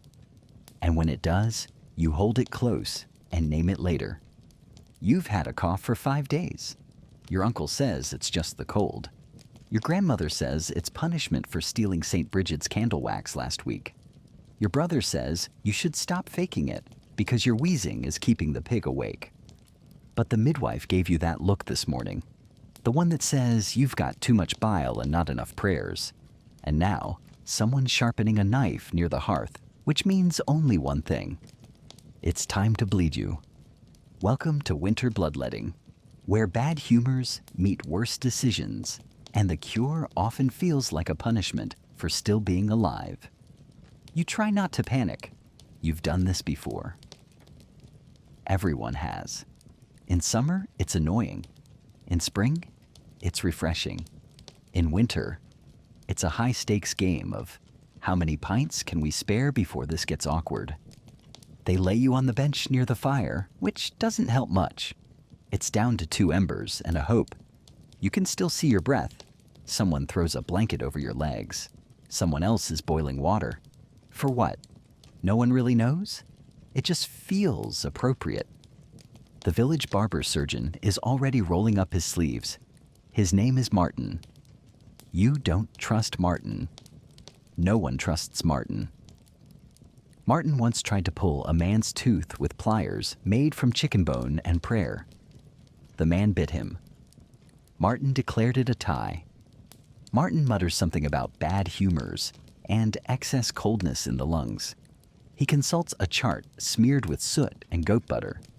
Apparently, today is a good day to bleed for chest ailments, assuming the moon is in the right mood and your star sign isn't a goat. You're not sure, but it's too late now. Out comes the knife. It's small, dull, suspiciously rusty, and named Hope. Martin says naming your tools gives them strength. You're not reassured. He ties a rag around your arm, says, "Think warm thoughts." Then he nicks your skin like he's slicing cheese, which, incidentally, he also does with this knife. Dual purpose, economical. Blood wells up, dark red. Thicker than usual, maybe. Maybe not. Martin nods like it's trying to tell him something. You resist the urge to ask him what exactly it's saying. A bowl is placed beneath your arm. Not a clean bowl, not a sacred bowl, just a bowl. Probably used for porridge this morning. You try not to think about it, or the smell. They take a few ounces, maybe more. Hard to say. Your vision's gone a bit fuzzy, but you're breathing easier now. Or you've lost the energy to cough. Either way, Martin is pleased. He declares you purified and recommends beetroot soup and a few days of silence. You suspect that's mostly for his benefit. Historians still debate the value of medieval bloodletting.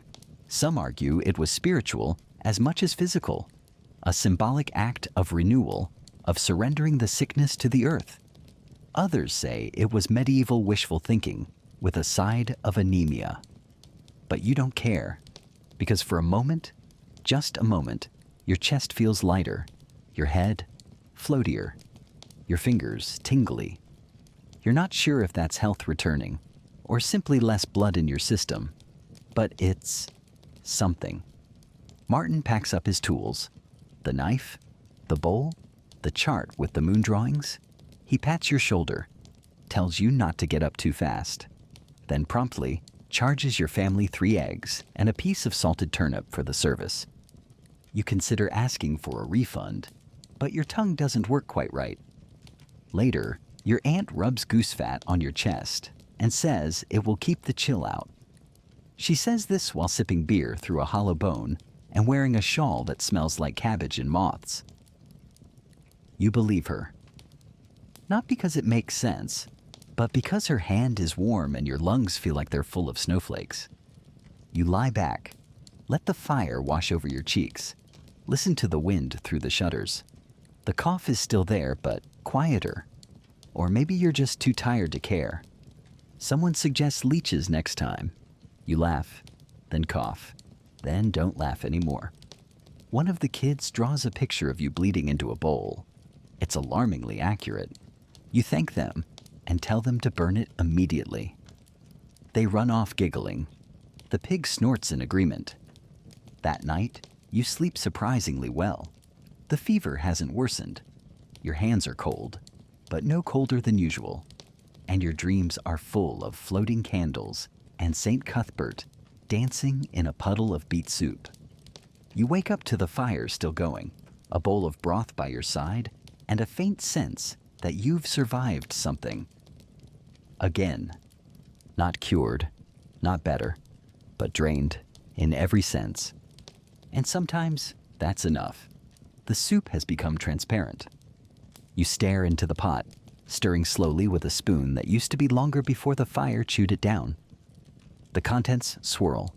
Water, 2 turnip ends, 1 suspicious beet peel, and a button. Not edible, but comforting somehow. Like a reminder that the soup once had texture. Ambition? Meaning. This is what midwinter desperation tastes like. Slightly salty, mostly warm, and a little like someone cried into it last night. Food is vanishing. You try not to say it out loud because words have power, especially in a hut with thin walls, colder corners, and 3 children who've been eyeing the pig with a mix of affection and recipe planning. But everyone knows. Everyone feels it. The barrel of salted peas is nearly empty. The bread is now just a crust you used to scrape the pot. The last onion was sliced so thin it looked like parchment, and the dog licked the peel with reverence. You hear a spoon clatter in the next room, followed by a sigh, then a muttered prayer that might also be a curse. Tensions rise when the soup thins. It's the season of quiet fights and loud silences. Someone blames someone else for eating more than their share. Someone else says the cheese was already moldy. Another points out there hasn't been cheese since December. You all agree that the rats are getting bold. And still, you eat together. Because nothing says, we love each other, like grimly chewing on the same boiled bootstring stew while pretending to enjoy it. Last week, your neighbor came by with something special. It was dried fish, or a dried thing. Might have been eel, might have been hope. He dropped it on the table like it was treasure. Your grandmother blessed it. You roasted it. You all got stomach aches. But you were grateful. Today, the only gift is warmth, and even that's fading. The fire's down to small sticks and larger lies. You're burning things now you swore you'd never touch. The broken stool leg, the last of the good reads, that old spoon no one liked anyway. Even the holy icons have begun to look flammable.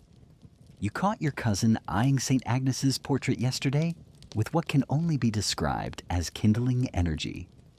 Mainstream records talk about the hunger gap, the stretch between late winter and early spring, when stored food runs low and new crops are still a fantasy. In your house, it's not a gap, it's a chasm, a bottomless bowl. Your mother makes bread tea now. Hot water with a crust dipped in it? She calls it broth. You call it disappointment, but you drink it because the warmth helps, and because it's hard to be picky when your stomach has started writing letters to your spine. Historians still argue whether most peasants starved or merely subsisted during these months. The villagers say there's no difference after a few weeks, just variations of dizzy. You chew slowly now, not because you're savoring, but because there's nothing left after this bite. It has to last. It has to mean something. You remember your grandfather saying, eat slow so your belly forgets to ask for more. You've been eating slow for 4 days now. The worst part? You're starting to notice the things that aren't food, might be. The dog's looking plump, the pig plumper. The table leg has a curve that says, potential soup base. Even the candles, waxy and pale, have begun to whisper dark ideas. But you don't give in, not yet.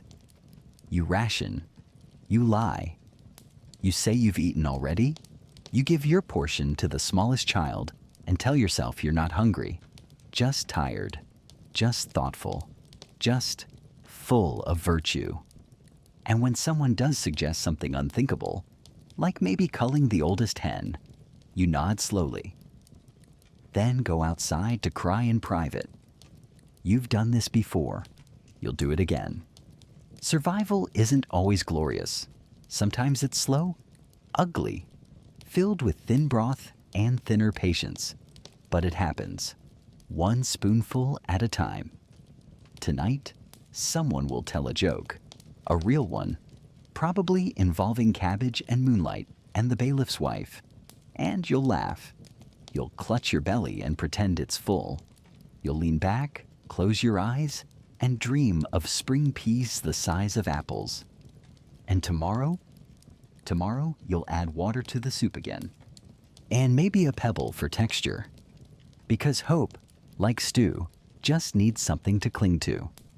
The smell hits you before the door even opens. A heavy, earthy blend of boiled weeds, animal grease, and something vaguely medicinal. Like someone tried to make soup and ended up summoning a forest spirit with sinus issues. You step inside and instantly regret it. The hut is smoky, damp, and full of strange objects suspended from the ceiling. Dried moss, twisted bundles of herbs, a goosefoot dangling ominously like it's waiting to be consulted. Welcome to the domain of the village healer, or depending on who you ask, the local madwoman with a penchant for yelling at thunder and applying mustard to everything. Her name is Anselma. She's 90, possibly older, possibly eternal.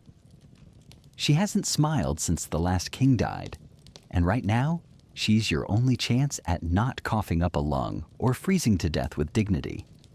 You sit on a stool that's really just a stump covered in sheep wool and crumbs. She doesn't greet you, just shuffles over, presses one leathery hand to your forehead, and snorts. "Too cold in your liver," she mutters, "and too much wind in your bones." You're not sure what that means, but it sounds both accurate and insulting. She begins gathering ingredients: a smear of boar fat, a pinch of dried nettles, a splash of vinegar, a string of garlic so old it started folding in on itself. All of it goes into a pot already half filled with something moving in the steam. You've reached the point in the winter where folk remedies stop being funny and start being entirely reasonable. She tells you to sit still while she prepares a rub. You try to ask what's in it, but she just growls, "Goose foot for circulation, moss for the lungs, and this." She holds up a small jar. "This is witch butter." You decide not to ask follow-up questions. The salve is applied with something resembling reverence, and also with cold hands. You yelp. She slaps your knee, says pain is part of the healing.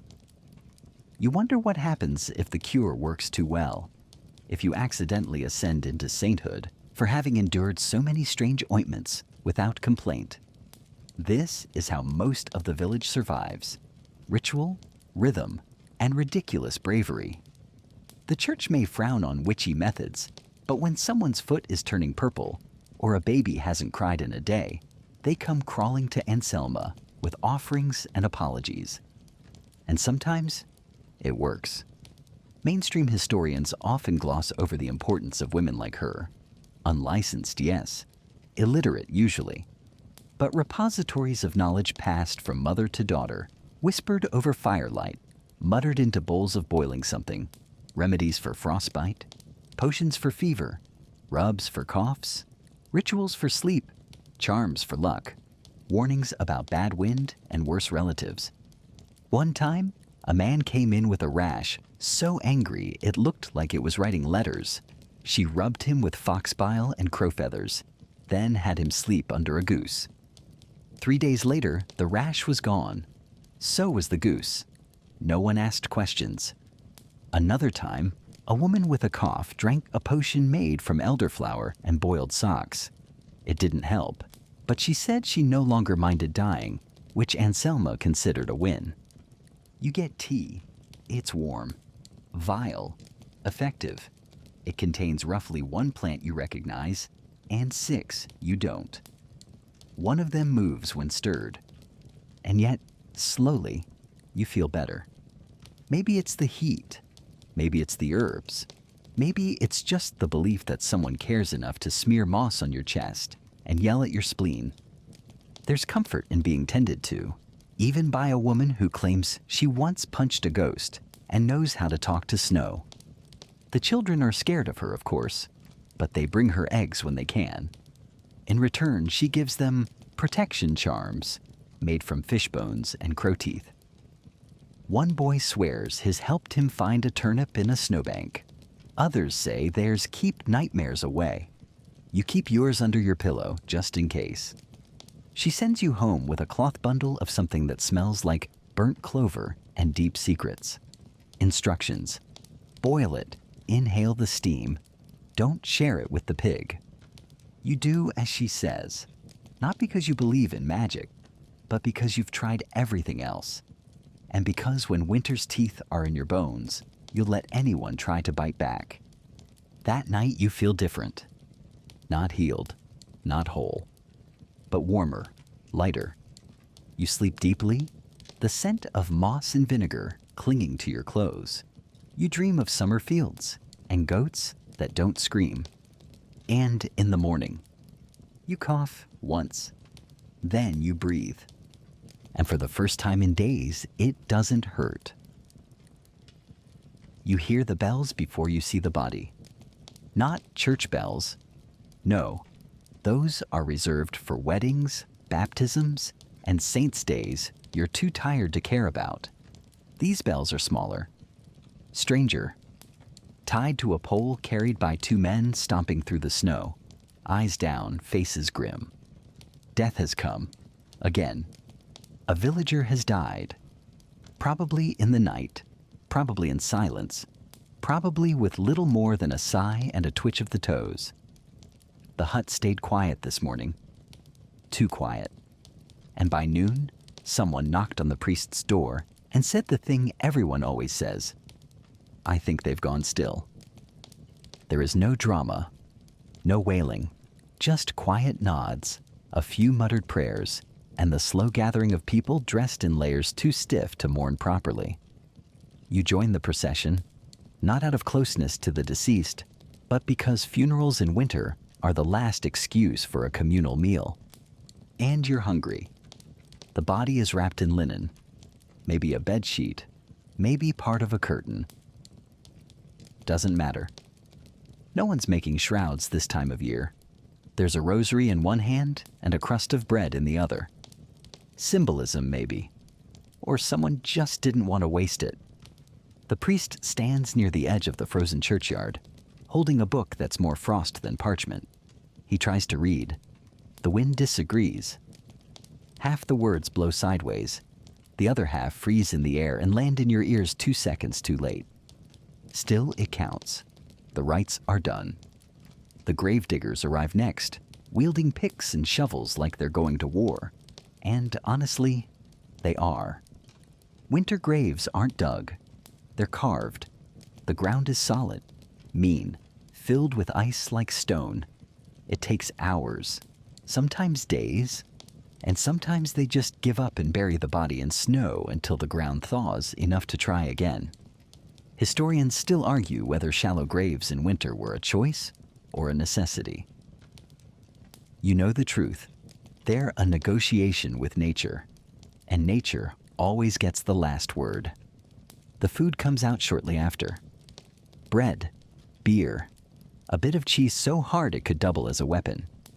This is the wake, a strange blend of grief and gratitude, because the dead at least aren't cold anymore. You chew slowly, respectfully. Someone tells a story about the deceased, how he once punched a duck for stealing his hat, how he fell in love with a traveling juggler and tried to join her troupe despite having no discernible skills, how he never learned to swim but insisted he had float-worthy bones. Everyone laughs. It feels wrong and right at the same time. You sip your beer. It's sour. Probably been frozen and thawed too many times, but it warms the throat.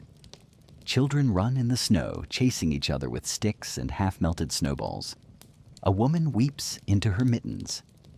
The pig from the deceased's hut wanders through the gathering, now wearing a woolen scarf and a look of deep confusion. Someone's already offered to take it in. Pigs don't grieve, but they do remember. By nightfall, the body's been placed in the ground, or near it, and the people drift home. You carry half a loaf wrapped in cloth. It's crumbly, sour, a little bit smoky. The flavor of grief, the flavor of gratitude. Because funerals in winter are more than farewells. They're proof of life. The fire is restoked. The pot is filled. The songs are sung, even if off-key. Death comes, but so does bread. And superstition, of course. Always superstition. You throw salt over your shoulder. You avoid walking directly behind the priest. You whisper, "Stay warm" instead of "rest well," because everyone knows spirits hate being cold. One boy spits 3 times before re-entering his home. His mother slaps the back of his head. Still, she spits once too. Someone asks what happens next. No one answers. You all know. It will snow again. Someone else will fall ill. The soup will grow thinner. But the pig will get a new name, and the bread will last 3 days, and the priest's voice will be a little softer the next time he reads from his frozen book. You sit by your fire that night, quiet. The wind howls. The shutters rattle. You stare into the flames and think about the man in the linen sheet, about how quickly warmth leaves a body, about how lucky you are to still have yours. You eat your piece of funeral bread slowly, savoring every chew. Not because it's good, but because it came with memory. with ritual, with the unspoken promise that someone will do the same for you one day. If they're still around, if the ground ever thaws, it happens quietly. No screaming, no gasps, no final words muttered into the fire, just the sound of breath slowing, then stopping, a gentle slump, a stillness that doesn't unstill. You check for warmth and find none.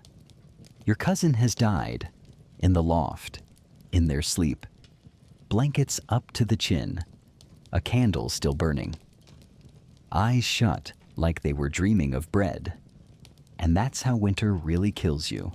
Not in the storm, not in some dramatic collapse in the snow, but softly, silently, while everyone else sleeps. You wake the others, carefully. Not because it's urgent, but because urgency feels rude. Your aunt covers her mouth. Your brother goes back to bed. No one cries. Not yet.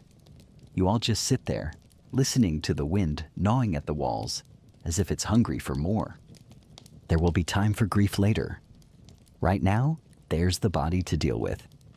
It's stiff already, cold like iron.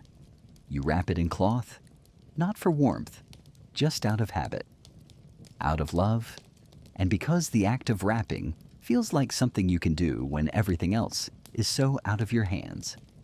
You don't move them to the floor. You don't announce anything. You just keep them where they are. It's too cold to do much else, and no one wants to dig. Not today. It's not even shocking. Not really. Everyone knows winter takes a few. They say if someone's too quiet for too long, especially in the morning, when breath should mist and fingers should twitch, you should poke them. Lightly, lovingly, and then harder. And if they don't respond, well, then it's just part of the season. This isn't the first time. It won't be the last. There was the old man 2 huts down, went out for firewood and never came back. They found him leaning against a tree stump, eyes open, frozen like a statue of someone who once had something to say. And the twins, both gone in the same night. They say it was a fever. Others say it was the cold, slipping in through the cracks like a thief. Historians still argue about how common hypothermia deaths were in the peasantry. Records are vague. Causes of death often listed as chill or the stillness. But you don't need a scholar. You know the signs: flushed cheeks that don't fade, still hands, a fire that didn't warm enough. There's a kind of dignity in it, some say. No blood, no violence, just rest, permanent. But you're not feeling poetic right now. You're cold, you're angry, and you're wondering if you should sleep at all tonight, just in case. Because when someone dies in winter, it casts a long shadow. Not just fear, but silence. The silence of death in a house that still breathes. You eat dinner without talking. Just soup. Thinner than ever. A crust of bread passed around. The pot scrapes loudly, like it's trying to fill the silence. Someone mentions St. Wolfram, patron of the cold dead. No one lights a candle. You're saving the last of the wax for Candlemas. Instead, you mutter a prayer into your bowl. You go to bed early, not because you're tired, but because what else is there? The loft stays empty, just in case. Later, you wake to the fire crackling and the faint sound of footsteps outside. You sit up, listen. Nothing. Just the wind, always the wind. They say that when someone dies of cold, their spirit lingers until the thaw, doesn't move on, just stays close, staring, watching. You don't believe in ghosts, but you still tuck your feet in tighter. It's strange, though, how quiet death is. Not dramatic, not cinematic, just stillness. A breath that doesn't return, a body that doesn't rise, a name that you stop saying aloud for a while. You whisper it once now, just once, and then you sleep. Because tomorrow there's firewood to steal, and soup to stretch, and another morning to wake into with your fingers crossed that everyone else is still breathing. The goat has a ribbon around its neck. Not because it's a festival, not because anyone's feeling festive, but because your little cousin found the last scrap of red cloth in the sewing basket and said, "If we're going to starve, at least the goat should look elegant." You didn't argue. By now, the desperation has shifted into a strange sort of performance. Everyone's hungry. Everyone's tired. But there's still pride. And pride, like the black bread, doesn't go stale. It just gets chewier. Your mother is stitching flowers onto a tunic that no longer fits anyone. She says it keeps her hands warm. She says it distracts the mind. She doesn't say what she's really thinking. That when the world feels like it's ending, you stitch beauty into the edges. You pull on your best shirt, which is a generous term, considering it's mostly holes held together by buttons that gave up last Advent. You brush the soot from your sleeves. You run a comb through your hair. The comb is made of bone. The bone might be human. You don't ask. Because today is a feast day. No feast, of course, just the day. Saint Apollonia, if memory serves, patron of teeth, which feels cruel, considering no one's chewed anything properly since the solstice. Still, a name day is a reason to dress, to gather, to pretend. The village green is ankle-deep in frozen slush. The priest is setting up an altar that's really just a stool with a cracked crucifix and a candle stub. Children mill about in their patched cloaks, faces streaked with soot and mischief. One is wearing shoes made of bark. Another has painted their face with ash, declaring themselves Saint Nobody. Everyone laughs. And there, at the center, the baker's wife emerges wearing a dress, a real dress, or what's left of one. Pale blue fraying at the seams, but with embroidery that glints like frost. It hasn't seen daylight in months. No one gasps. That would be undignified, but jaws clench, eyes widen. She walks to the altar like it's midsummer. Because this too is a ritual, starving but in style. Historians often note that peasants maintained dignity through clothing, that even in the bleakest winters, they cleaned, repaired, and reworked garments to show status, hope, or just raw stubbornness. It wasn't vanity, it was resistance. When you can't eat, you wear color. When your belly is empty, you fix the hem. When there's no warmth left in the fire, you make yourself look like someone who's winning anyway. You smile as your brother polishes his belt buckle with snow, as your aunt applies berry juice to her cheeks for color, as the dog is given a scarf that used to be part of a window curtain and now reads as fashion forward. This is absurdity with purpose, theater with stakes, dressing up to tell death you're still the one in charge. Of course the nobles would mock this. If they saw you now, a dozen frostbitten villagers twirling in rags pretending to be noble, they'd laugh into their roast pheasant and mulled wine. But they're not here. And if they were, they'd probably freeze before the first Amen. The priest begins the reading. His voice trembles not from emotion, but from the cold. "Let not your garments grow threadbare in the eyes of heaven," he says. A line from some obscure book no one's read but everyone respects. After the blessing, there's dancing. Sort of. Someone plays a whistle. Someone else bangs a pot. You lock arms with a neighbor who once tried to steal your firewood, and you both laugh as you spin in circles, dizziness blooming in your hollow stomachs. There's a moment, just a moment, where it almost feels like summer. Then the wind picks up again, and the illusion cracks like a crust of ice underfoot. You return home, cheeks flushed, limbs aching, dignity intact. You sit by the hearth, poke the embers, and sip thin broth from a cracked cup with a daisy painted on the side. Your mother is still stitching, this time a bird, A red one, maybe a robin, maybe just a wish. You take the needle and try your hand. It's messy, ugly. Thread pulls too tight, but it looks like something alive. And that's the point. Because when winter won't give you beauty, you make your own. One flower at a time. One stitched rebellion at a time. The thaw never announces itself. It doesn't sweep in with fanfare or sunlight or angelic choir. It just leaks.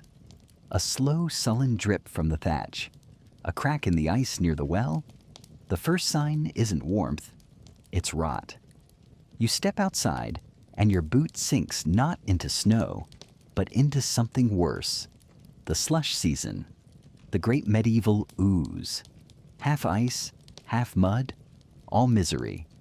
And with it comes everything winter politely hid for 3 long months. Dead chickens, dead rats, dead secrets. The path to the river is a minefield of sludge and memory. Things buried in December are now resurfacing like forgotten debts. A shoe, a spoon, a very concerning pile of bones behind the tanner's hut. Someone mutters about a dog, but no one looks too closely. Because the melt brings truth, and truth is often inconveniently shaped like a jawbone, your cousin returns from the woods with a sack of greens. Real greens. Not much. Just sorrel, maybe wild garlic. But they smell like life. She waves them around like treasure. You all gather round and sniff. The scent is sharp, green, obscene. You nearly cry. The pig eats one, promptly sneezes, and then sighs like it's been holding its breath since November. Food is still scarce, but now there's prospect. The hens begin laying again, tentatively, like they're not quite sure it's safe. The goat makes odd noises and kicks over a pot, which everyone agrees is a good sign. But the joy is fragile, because now comes the reckoning. The mud reveals everything. The footprints of someone who snuck into the manor orchard during that December storm. The trail of ash behind the baker's hut that everyone pretended not to notice. The broken trap near the Lord's rabbit warren, still stained with something that isn't rust. And then there's old Rafan, or more precisely, what's left of him, discovered in a snowdrift that never quite melted. Face down, arms curled, still clutching the stick he used to walk into town, last seen on the eve of Epiphany. You all stand there staring. No one speaks, not because you're sad. Rafan was a miser and once sold fake cheese, but because he's a reminder. That winter took what it wanted, quietly, patiently. Historians still debate the mortality spikes in late winter versus early spring, but you don't need numbers. You've seen the pattern. The ones who make it to March don't always survive April. The body gives up late, just when the ground begins to soften. Funerals resume. The graveyard, once too frozen to dig, is now a muddy mess of shallow holes and deeper sorrow. You help carry Rafan's body up the hill. It smells like thawed wood and forgotten sins. Afterward, the village gathers for stew. Actual stew, with onions and herbs and a sliver of meat that tastes like hope. It's not much, but it's more than you've had in weeks. Someone toasts with mead brewed from last year's honey. It's sharp, heady, almost joyful. The priest calls for reflection. Someone else calls for dancing. You dance. Not well, not gracefully. But your feet remember what solid earth feels like. And that's enough. There's laughter again. Real laughter. Not the brittle kind you forced in February, but the round, loose kind that tumbles from your chest like you've got extra breath to spare. Someone plays the fiddle.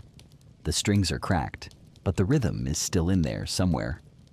Children shriek as they chase geese through the muck. A dog barks.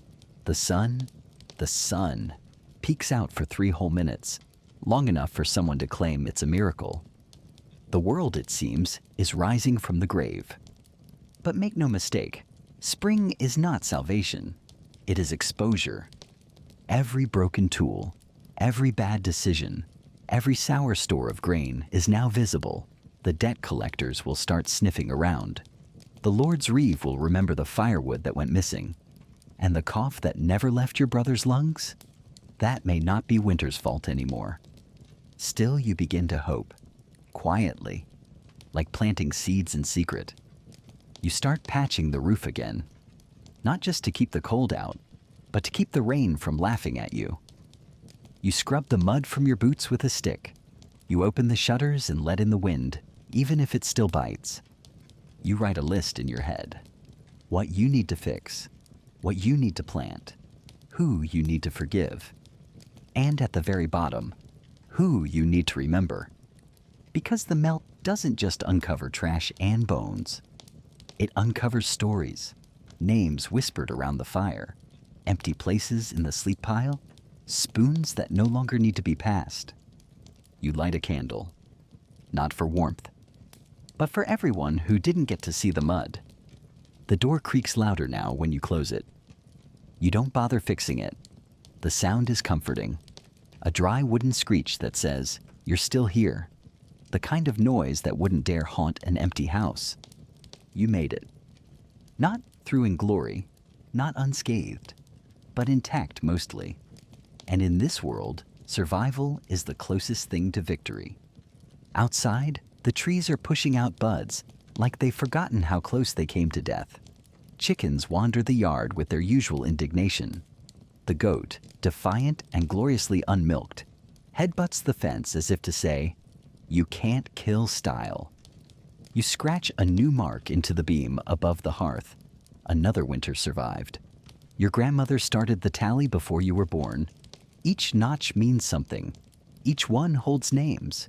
Yours will be there again this year. Your cousins won't. You stir the stew pot. The broth is thick again. Not rich exactly, but enough. Leeks, peas, barley. Real flavors, not boiled leather, and desperate hope. The smell fills the hut, clings to your hair, your shirt, your skin. You'll smell like onions for a week, and that's a kind of luxury now. Across the village, life starts rebuilding its routines. The market reopens. Tentatively, someone selling carrot seeds in a cracked clay bowl. Someone else is bartering dried herbs that might be poison, but at least they're green. People clean their homes, not because they're filthy, they always were, but because it feels good to throw out the winter dust. You see a woman sweeping her roof. No one asks why. Everyone gets it. And there's music again. Not just the sound of the wind howling through trees, but actual tunes. Lutes tuned badly, drums made from things that used to be buckets.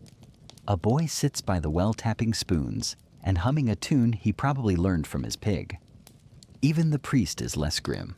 He preaches less about damnation and more about mud, which, as sermons go, feels timely. There's still hardship. The spring frost is late, and the fields are swampy. But you don't care.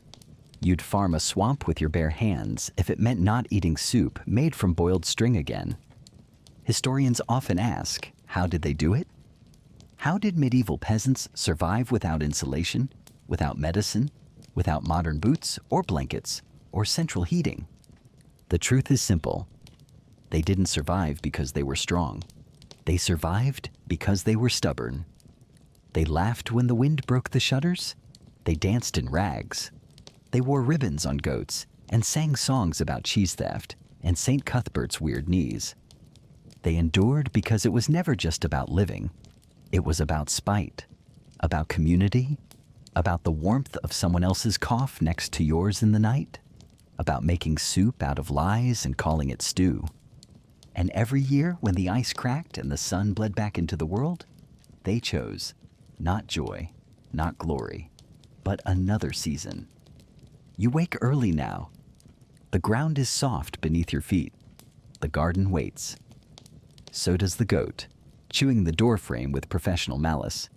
And you? You stretch, yawn, smile. Because the worst is over. Until next winter. And you'll do it again. Of course you will. The world is quiet now. Not the cruel quiet of deep winter, where every silence feels like a warning, but the soft quiet of early spring, the hush after hardship, the stillness that follows survival. Outside, the trees shift gently in the breeze, their branches creaking like old bones waking up from a long sleep. The sky, once leaden with snow, is pale and kind. Somewhere a bird sings, off-key, a little early but determined. You lie back. The fire is low but steady. It no longer has to roar. It doesn't have to fight the frost anymore. Just keep you company.